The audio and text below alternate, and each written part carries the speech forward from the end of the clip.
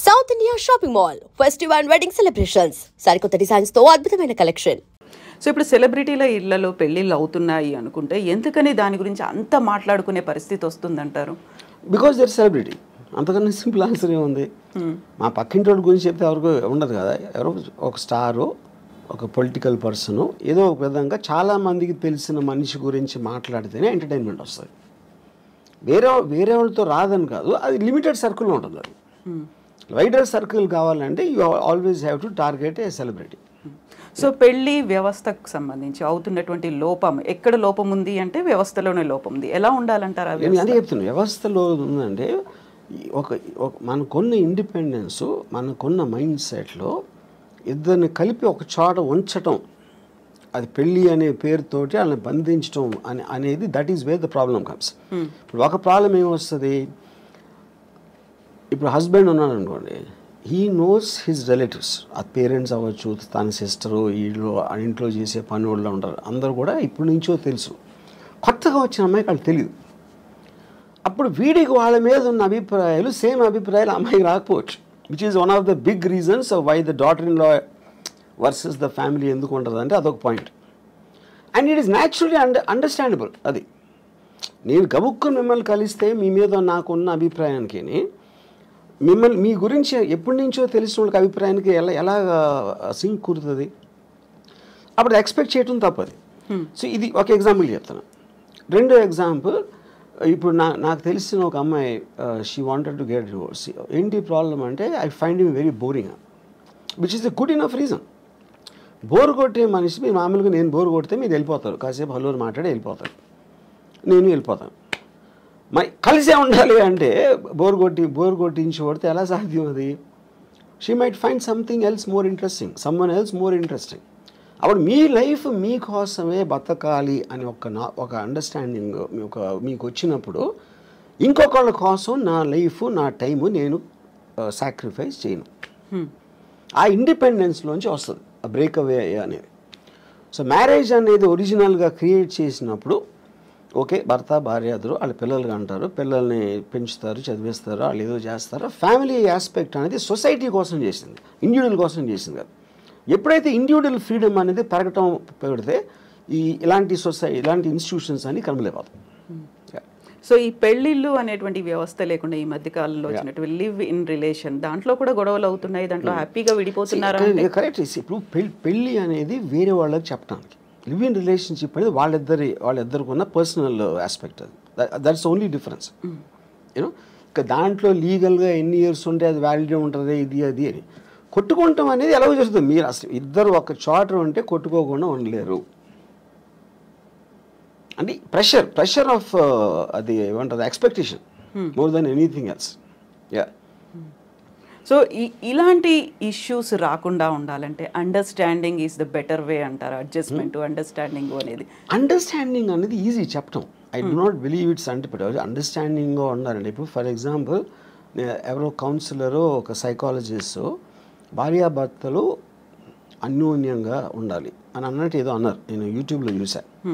And first of all, భార్య అనేది it's label. అది రియాలిటీలో ఏంటి, భార్య అనేది స్పెసిఫిక్ పర్సన్. నా భార్య, తన భార్య, ముగ్గురిని భార్యలు అంటే అందరూ ఒకటేనా? కాదు కదా. The people are different. వాళ్ళ బిహేవియరు, యాటిట్యూడు, వాళ్ళకున్న ఇండివిజువల్ ఇష్యూస్, ఇలాంటివన్నీ కేస్ టు కేస్ చూడాలి. కానీ అందరినీ కలిపి లేబుల్ వేసి భార్యాభర్తలు అన్యోన్యంగా ఉండాలంటే జనరలైజ్ చేయడం అనేది మీనింగ్ లేదు. మీ భార్యని బాగా చూసుకోవాలంటే మీరు చెప్పారనుకోండి, ఇప్పుడు నా భార్య మీ భార్య కాదు, అప్పుడు మీరు ఎలా ఇస్తారు ఆ సలహా? అది ఏమి తెలియకుండా ఇష్యూ అది. You know, so I feel the whole concept of when the entire society in advancement is going towards individual freedom. నా ఇష్టం వచ్చినట్టు నేను బతుకుతాను, నాకు హ్యాపీనెస్ వచ్చింది నేను చేస్తాను అనుకున్న ఎవ్వరూ కూడా they can't be in the relationship unless one person completely compromises. One person completely succumb అయిపోతే ఏదో అట్లీస్ట్ ఓకే. అది సో మనకున్నటువంటి ఒక పర్సన్ కంప్లీట్గా సకంబ్ అవ్వటానికి ఎందుకు సకంబ్ అవ్వాలి నేను వేరే వాళ్ళకి అన్నది కదా. మీ ఫ్రీడమ్ మీకు ఉంది, మీ ఇండిపెండెన్స్ మీకు ఉంది. పాత రోజుల్లో ఏంటి ఫైనాన్షియల్ ఇండిపెండెన్స్ అమ్మాయిలకి లేనప్పుడు ఇంకా వాళ్ళకి ఇంకా చేసేది లేక దే జస్ట్ అంటే ఒక స్లేవ్స్ లాగా ఉండేవారు. నేను ఇప్పుడు రెబెల్ అయినా కూడా నాకు వేరే గతి లేదు అనుకున్నప్పుడు they will bear with whatever is there for them. Yeah. So అలాంటి పరిస్థితుల్లో అడ్జస్ట్ అయిపోయి ఇంకా బయటకు వచ్చినా నేను బతకలేను, సమాజం నన్నే అంటుంది అనేటువంటి ఒక ఒపీనియన్ కూడా ఉంది ఆ టైంలో. బట్ ఇప్పుడు మనం ఉన్నటువంటి సమాజం కావచ్చు, మన వ్యవస్థలో ఒంటరిగా ఉంటే భవిష్యత్తు ఏంటి, ఆ తర్వాత నెక్స్ట్ ఎవరు చూస్తారు? ఒక ఫ్యామిలీ అయితే పిల్లలు చూస్తారు, లేకుంటే రిలేటివ్స్ చూస్తారు, భార్య చూస్తుంది, భర్త చూస్తాడు, ఇలాంటి బోల్డని కాన్సెప్ట్స్ పెట్టుకొని అడ్జస్ట్ అవుతున్న వాళ్ళు ఉన్నారు. మన ఫ్యామిలీల కన్నా పనులు బాగా చూస్తారు, నర్సులు బాగా, ఎందుకంటే జీతం తీసుకుని వాళ్ళు పని ఏమేం కావాలని చేస్తారు. పిల్లలు బాగా చూసుకుంటారా అనేది మనకి ఎప్పుడు Badipantulu cinema black and white డేస్లో వచ్చింది, అక్కడి నుంచి కూడా లేదు, అది ఎవరు నమ్మరు. ఫస్ట్ భార్య బాగా చూసుకోవడం అనేది ఆబ్లిగేషన్ క్రియేట్ అవుతుంది. నేనే అన్నీ చూసుకుంటున్నాను, మీకు ఇన్నాళ్ళకైనా నా వాల్యూ తెలిసిందా అని నష్టపెట్టి చంపేస్తారు. అప్పుడు ఆ గిల్ట్ ఫీలింగ్ చచ్చిపోతాడు. అసలు అతనికి వచ్చిన వేరే జాబ్ అయితే ఇలాంటి ఆస్పెక్ట్లో. I'm just taking it a little jocular. But నా పాయింట్ ఏంటంటే నేను ముసలోడిని అయినప్పుడు నాకు చూసుకోవటానికి ఎవరో ఒకళ్ళు ఉంటారా అనే రీజన్ తోటి భూమి మీద ఎవడో పెళ్లి చేసుకోడు. ఆ రీజన్ తోటి ఏదో ఎప్పుడు 20, 30, 40 సంవత్సరాల తర్వాత వచ్చే ప్రాబ్లమ్ని దృష్టిలో పెట్టుకుని. ఇప్పుడు ఫ్యామిలీ అంటే ఫ్యామిలీలోనే చాలాసార్లు గొడవలు అవుతాయి, బ్రదర్స్ మధ్యన ఉంటాయి. మనం చెప్పుకొని అనిల్ అంబానీ ధీరుభాయ్ అంబానీ కొట్టుకుని చచ్చిపోయాడు. అప్పుడు ఇంక ఫ్యామిలీ ఏంటి మీనింగ్? ఫ్యామిలీలోనే అసలు మీకు మ్యాక్సిమం ప్రాబ్లమ్స్ ఉండేది ఫ్యామిలీ వల్ల, బయట ఉన్న వల్ల ఉండదు. ఫ్యామిలీ వల్ల ఎందుకు ఉంటుందంటే మీకు బాగా తెలుసు అక్కడి నుంచి బిట్రేలు వస్తే మీరు తట్టుకోలేరు, దాని నుంచి ఈ పక్కన మా మదర్ వీళ్ళందరూ సర్ది చెప్పడానికి మొత్తం అన్నీ జరుగుతాయి. అందరు ఫ్యామిలీస్ ఉంటాయి కదా. ఫ్యామిలీ డిస్ప్యూట్స్, ఫ్యామిలీ కోర్ట్స్లో ఉన్నంత రష్ ఎక్కడ ఉండదు. యా. సో ఫ్యామిలీ మీ ప్రాబ్లమ్స్ క్రియేట్ చేస్తుంది అనుకుంటాం కన్నా బుద్ధి తక్కువ పని ఉండదు. అప్పుడేంటి మీకు మిగిలింది, మీ ప్రాబ్లమ్స్ మీరు చూసుకోండి. అది. అయితే ఇక్కడ మనస్తత్వాల వల్ల అభిప్రాయ భేదాలు వస్తున్నాయా, లేకుంటే దేని వల్ల వస్తున్నాయి అడ్జస్ట్మెంట్ అనేది లేకపోవడం వల్ల? ఇక్కడ పాయింట్ ఏంటంటే మనిషికి ఉన్న ఒక ఈగోలో ఎప్పుడు తనే రైట్ అనుకుంటాడు. తనే రైట్ అని బతకపోతే తనకు పర్సనాలిటీ ఉండదు. అప్పుడు భార్య చేసే దాంట్లో తప్పులు పడటం, అదే భార్యకి భర్త చేసే దాంట్లో తప్పులు, అదేంటి అలా చేశారు, అదేంటి ఇది అంటే కాన్స్టెంట్గా మీరు చేస్తున్న దానికి క్వశ్చన్ చేస్తున్నారు, ఒక ప్రెషర్ పెడుతున్నారు, లేకపోతే తిడుతున్నారు. ఇలాంటివి చేస్తున్నప్పుడు ఆటోమేటిక్గా you want to break away from that kind of any kind of A force. A human being wants to break away from force. ఆ ఫోర్స్ మీరు ఎమోషన్ నుంచి వచ్చిందా, ఫిజికల్గా వచ్చిందా, లేకపోతే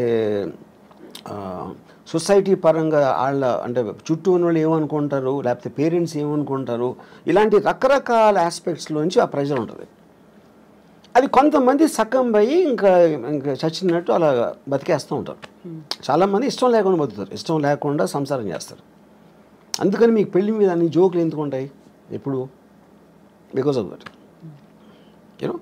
సో ఇప్పుడు మీడియా ఒకటి యాడ్ చేసింది ఈ రాజ్ తరుణ్ విషయంలో. కానీ మొన్న జరిగిన దువ్వాడ శ్రీనివాసు వైసీపీ ఎమ్మెల్సీ ఎవరు, ఇప్పుడేంటి సడన్గా రాంగ్డ్ పార్టీ అనుకుంటే భార్యకి ఏంటి, భార్య అనే టైటిల్ వచ్చింది కాబట్టి ఆవిడే రైట్ అనుకుంటారు. నా భర్త వేరే వాళ్ళతో ఉన్నారు అని చెప్పి అక్కడ పిల్లలు కూడా ఇన్వాల్వ్ అయ్యి మీడియాకి వస్తున్నారు. And media will love it, ఎందుకంటే పక్క ఇంట్లో వాళ్ళ గొడవలు అంటే మనకు మహాప్రీతి, రసగుల్లా కన్నా బాగుంటుంది వినటానికి అది. సో అప్పుడు ఇక్కడికి వస్తే ఈ ప్రెషర్ ఎంతో కొంత పోలీస్ మీద కూడా ఉంటుంది. ఇప్పుడు దాంట్లో కేసు ఉందా లేదా కూడా తెలియదు. కేసు ఉందా లేదా పెడతారా, అసలు దానికి ఏమన్నా ఒక లాజికల్ కంక్లూజన్ వస్తుందా అని లోపల 1 month మీడియాకి టైంపాస్ అయిపోతుంది. దాని తర్వాత ఒక రోజు టక్కని మర్చిపోతారు దాన్ని, ఇంకో కేసు వస్తుంది. I feel that is going to be the norm. ఇప్పుడు రాజ్ తరుణ్ కేసు ఇన్ఫ్లుయెన్స్ ఎంతో కొంత ఆవిడ తీసుకుని ఉంటారని నా ఫీలింగ్. ఎందుకంటే మీడియాలోకి వస్తే, ఎందుకంటే మీరు ఎవరు చెప్తారు, మా అయితే పక్కింటికి చెప్తారు, మీ పక్క వాళ్ళకి చెప్తారు, వెనకాల మీడియాకి చెప్తే మీకు మొత్తం పబ్లిక్లోకి వెళ్ళిపోతుంది కదా. పబ్లిక్ కూడా ఎంటర్టైన్మెంట్ కోసం, వాళ్ళకి ఎవరి మీద జాలి ఉండదు, ఏమీ ఉండదు, వాళ్ళు వాళ్ళు చేసుకునే పనులు వాళ్ళ గొడవల మధ్యలో ఇది కూడా ఒకసారి కొంచెంసేపు యూట్యూబ్లో చూస్తారు. అంతకన్నా ఏం ఉండదు అక్కడ ఎఫెక్ట్. సైకలాజికల్గా వాళ్ళకు మాత్రం ఏదో రాష్ట్రం అంతా తెలిసిపోయింది, అందరూ మన గురించి మాట్లాడుకుంటున్నారు, నాకు వీళ్ళు సపోర్ట్ చేస్తున్నారు, వాళ్ళు సపోర్ట్ చేస్తున్నారు అని అదొక కామెడీ డ్రామా బేసిక్గా ఫైనల్గా. సో అక్కడ సింపతియా, జాలియా, లేకుంటే మీరు అన్నట్టుగా కామెడీ డ్రామా ఇవన్నీ కాకుండా ఉండేటువంటి కొన్ని ఎమోషన్స్ అనేవి ఉంటాయి, ఒక రెస్పాన్సిబిలిటీ అనేది ఉంటుంది. హస్బెండ్ మనకి తెలియటానికి ఛాన్స్ లేదన్నా. Everybody has emotions. ఎవరికి ఉండవు ఎమోషన్స్? ఇప్పుడు ఆవిడేమో నేను కారు గుద్దేసి నేను చచ్చిపోతానని ఆవిడ అంటారు, ఇవేమో మెట్ల మీద కూర్చుని ఏడ్ చేసి కూతుర్ని పట్టుకుని ఆయనేమో వాళ్ళకి ఎంత చేశాను అంటాడు. ఇప్పుడు వీళ్ళు ముగ్గురులో ఎవరు కరెక్ట్ అని ఎలా చెప్తారు మీరు? అప్పుడేంటి మీ సోషల్ పెళ్ళి అయింది కాబట్టి భార్య, పెళ్ళి కాలేదు కాబట్టి ఏదో వాట్ ఎవర్ దట్ ఉమెన్, మీరు ఈ లేబుల్స్ పెట్టేసి దాన్ని బట్టి జడ్జ్ చేస్తున్నారు మీరు. How is it right? ఇప్పుడు ఎమోషనల్గా ఒక పాయింట్ వాళ్ళు ఎందుకో కనెక్ట్ అయ్యారు. అప్పుడేంటి పెళ్ళి చేసుకున్నాక ఇంకొక అమ్మాయితో ఉండకూడదు అనేది మారల్ ఇష్యూవా, లీగల్ ఇష్యూవా, సోషల్ ఇష్యూ, ఏం ఇష్యూ అది? అది పర్సనల్ ఇష్యూ యాక్చువల్గా. యూనో పర్సనల్ ఇష్యూలో మరి సొసైటీ వెళ్ళి ఏలు పెడితే అంటే దాని మీనింగ్ ఏముంది ఇంకప్పుడు? ఇప్పుడు ఆవిడ ఏడుస్తున్నారు, ఇంట్లో ఏం చేస్తున్నా మనకేం తెలుసు? ఇప్పుడు లావణ్య గారు ఉన్నారు, మీరు 5 చూస్తే 5 డిఫరెంట్ పర్సనాలిటీస్ ఉంటాయి. ఏ పర్సనాలిటీ నిజమైన లావణ్య ఎట్లా తెలుస్తుంది మీకు? యూనో రాజ్ తరుణ్ ఒకటి తెలుస్తుంది, రాజ్ తరుణ్ ఏంటో ఆ అమ్మాయి ఒకటి. వాళ్ళిద్దరికి తప్పిస్తే బయట ఏమున్నా ఎవ్వరికీ తెలియడానికి ఆస్కారం లేదు. మీరు ఒక ఇంట్లో ఉమ్మడి కుటుంబంలో కూడా బెడ్రూమ్లో భర్తకి భార్యకి ఏం జరుగుతుందని మిగతా ఫ్యామిలీకి తెలియడానికి కూడా ఆస్కారం లేదు. అదంత పర్సనల్ ఇష్యూ అది.